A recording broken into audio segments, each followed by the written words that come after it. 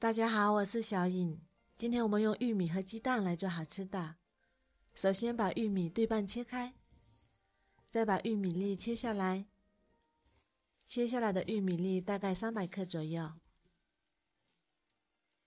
然后装入盘中，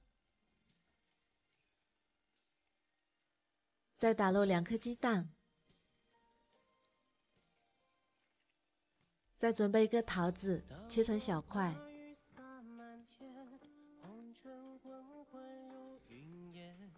装入碗中，加2勺白糖，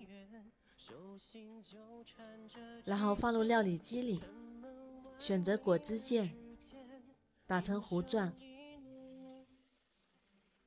打好的玉米糊大概600克左右，倒入一个大一点的碗里，加4克酵母粉，搅拌均匀，搅拌至酵母粉溶解。再少量多次加入300克低筋面粉，如果没有低筋面粉，普通面粉也可以。搅拌成这种粘稠的面糊状，像这样就可以。然后盖上，发酵至2倍大。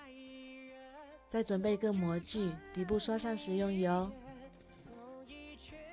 这样我们的面就发好啦，体积变大，里面充满气泡，搅动一下排出里面的气泡。再把它倒入模具中，上面撒点熟芝麻，再加点蔓越莓干，也可以是葡萄干。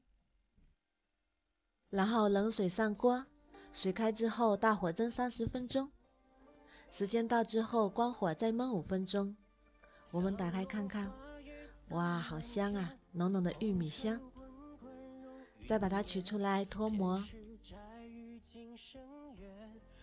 这底部像蛋糕一样，非常的松软。它的口感是松软又香甜，浓浓的玉米香。再切一块出来看看，非常的松软，一点也不粘牙。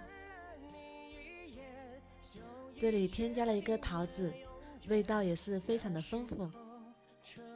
夏天不想吃饭，可以试试这样做，老人和孩子都非常的喜欢。